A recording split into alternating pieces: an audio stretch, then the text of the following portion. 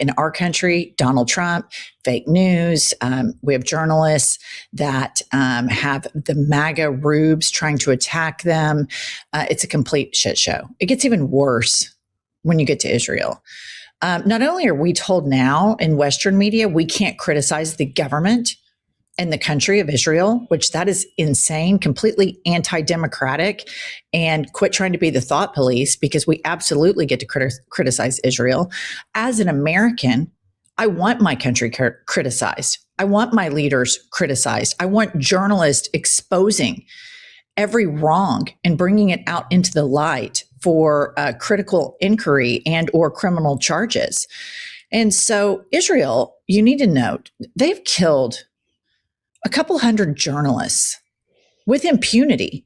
And here we have Israel appearing to target a British journalist in Lebanon. Pop this up, Kylie. An Israeli missile drops on RT journalist Steve Sweeney in Lebanon, clearly marked with a press vest. Both he and his cameraman are reportedly in the hospital. The Committee to Protect Journalists says Israel killed 129 journalists in 2025 alone. Play the clip.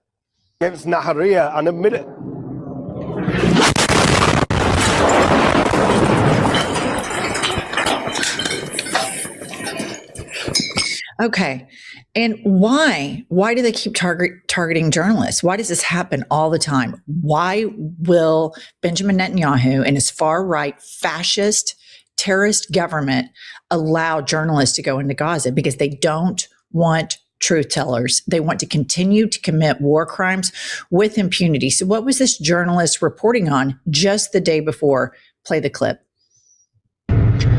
Well, we're just driving back through Nabatea district where we've been filming over the past 2 hours. The area is coming under pretty heavy and sustained attack by Israeli fighter jets and artillery fire. Now, we believe that they've started bombing the bridges. These are the bridges that connect to the south of Lebanon, that exclusion zone, with the IDF having issued those evacuation orders. Now, they say that they're targeting those bridges to stop Hezbollah from resupplying its forces, resistance forces on the ground there. But in reality, with some 1 million people displaced from the south, that exclusion zone, the evacuation order issued for all areas south of the Zorani River, we're talking about 1 million people. What this is really about is cutting people off from their land, cutting people off from their homes, places that they've lived for generation after generation. So he's reporting that Israel is lying. They're saying they're targeting Hezbollah, and they aren't. They are targeting civilian infrastructure. And then I just saw a video right before I logged in here to record this with you all. These are apartment buildings. Mm-hmm. These are people's homes. And it was a video of people digging through the rubble, trying to find their fucking pets, their cats, their dogs. And it always seems to be a feature and not a bug that Israel is able to commit war crimes. And then this journalist is exposing it, and he gets targeted. Yeah, it's some coincidence. 24 hours later, he's, being bombed while he's reporting. And as you look at the attack on journalism in the United States, you have brave journalists that are willing to tell the truth, and overseas, they're risking their lives to do it. So as much as I am completely frustrated with mainstream media and the way they're shaping everything for an agenda, I just want to say I have so much respect for these men and women that go into these war-torn countries and report when they are truly risking their lives. All right. And the next up, the Associated Press is reporting the following. Pop this up. An Israeli airstrike struck an apartment building in central Beirut on Wednesday. The Israeli army had warned residents to evacuate about an hour before completely flattening it as day broke. John Simpson News chimes in and says, I don't get it. If Hezbollah had flats in this block, which is unlikely in central Beirut, but not impossible, why did the Israelis give everyone inside an hour to get out, including those they wanted to kill? And if there weren't any Hezbollah people there, why destroy a building with dozens of civilians in it? Because this is what they do. They take out civilian infrastructure. They take out everything. Beirut, is a city 5,000 years old.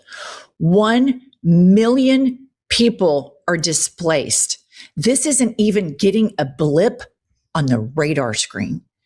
And the through line here is it's always Israel that is doing this. And we get to criticize a country. We still have the First Amendment. We will not obey in advance, and we get to criticize Israel. They are a war-mongering country that is constantly committing war crimes, killing journalists, killing children, attacking infrastructure, country after country, news cycle after news cycle. You kind of have to go abroad to get it, but it's just really, really beyond the pale. And when we're funding a country that does this, that operates this way, what is the breakage to us? Furthermore, tens upon tens of millions of Americans have no idea how their taxpayers subsidize war crimes. How on earth does this help people that live in suburban and rural America or in cities that are trying so hard to get their life grinding, to get health care, potentially maybe have a week of vacation if they're lucky?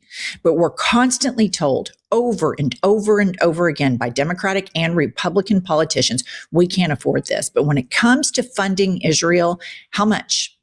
How much can we send?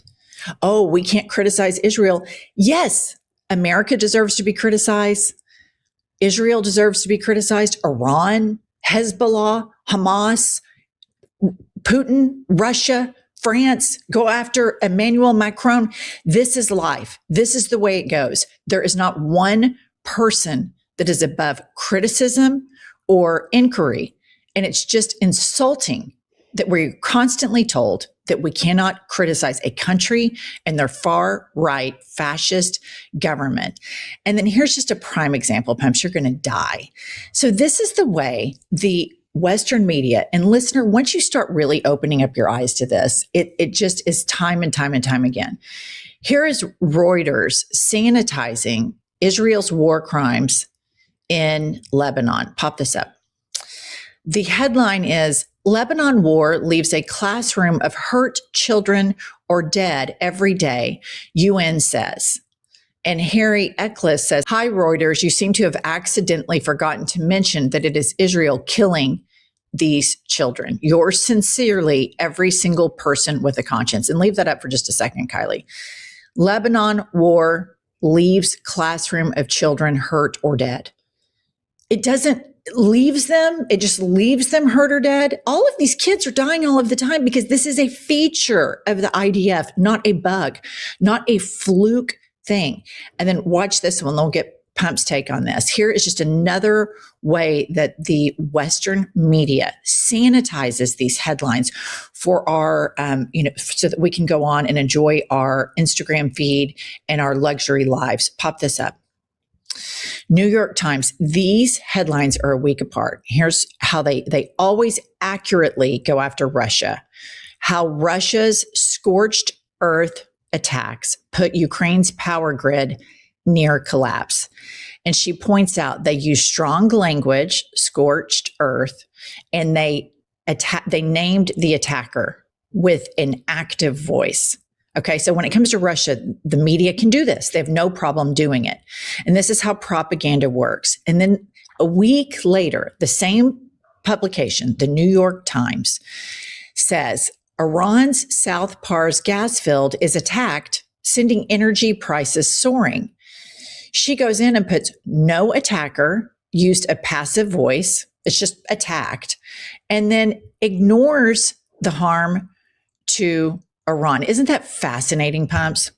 I really am. And I'm looking at it, I'm processing that, and I'm thinking, this is not a mistake. This is this is an editorial decision that we are going to soft sell everything for Israel. It just is. I mean, you just can't look at it, especially one time in isolation. Okay, maybe I'd buy that. We're talking it's over and over and over again. All right. When it comes to fashion, these days, I'm all about quality over quantity, especially in my closet, you guys. If it's not well made, if it's not versatile, if it's not timeless, it's just not worth it. And this is honestly why I love Quince so much. The fabrics are elevated. The cuts are incredibly thoughtful, and the pricing actually makes a ton of sense. I personally love their 100% silk camisoles. I wear them all the time. You can wear them with jeans and a pair of heels, or you can throw them under a blazer. These are classic pieces that I use time and time and time again. Stop waiting to build the wardrobe you actually want. You don't need a closet full of options. You need pieces that work. So listener, right now, go to quince.com/ihipnews for free shipping and 365-day returns. That's a full year to wear it and love it. And you will. Now available in Canada too. Don't keep settling for clothes that don't last. Go to quince.com/ihipnews for free shipping and 365-day returns. Quince.com/ihipnews. They failed to mention, Israel attacked and the children were killed. It's always this language like there was a shooting. These Israeli settlers in the West Bank shot for a family of four, a mom, a dad, a 5-year-old, and a 7-year-old. And it's like altercation in West Bank leaves 4 dead. And really the headline should be Israeli settlers murdered family of 4 at point blank range. And they are able to do this and continue to do this because the Western media covers it the way that I'm showing you guys right now. And this is how propaganda works. We've seen this with Trump. We've seen the way they wash his dementia, the way they wash his lies, the way they wash his corruption. We've seen it for 11 years now. These same people, it's a layup for them to do that with Trump because they do it with kids getting killed. And this is why the media, the press is so important. And when you have a country, Israel, that is committing war crimes, killing a journalist is a war crime. Over 120 journalists they have killed. I started the video. It looks very much to me like that journalist was getting targeted. You cannot tell me that Israel, who we send all these billions of dollars to, who brags and goes on and on about we have the accuracy of these missiles, the best missile defense system in the world, that nobody checked on the drone coverage that a journalist was standing right there. I'm not buying it. No. And they have no credibility, none. And I'm going to leave you all with this. You get to criticize a country. And when there are groups of people, whether it be a country, a religious group, some sort of squirrely, cult or something, and they say you can't criticize us, it's a cult. It's a cult. Everybody that believes in open-mindedness, free thinking should welcome inquiry, should welcome criticism. All right, that's all we have. Our hearts and thoughts and minds are with the people of Lebanon that are displaced, that have been killed, that are grieving the passing of their children, that have lost their homes, and out looking for their pets. This is insanity. All right, that's all we have. Like, subscribe, comment.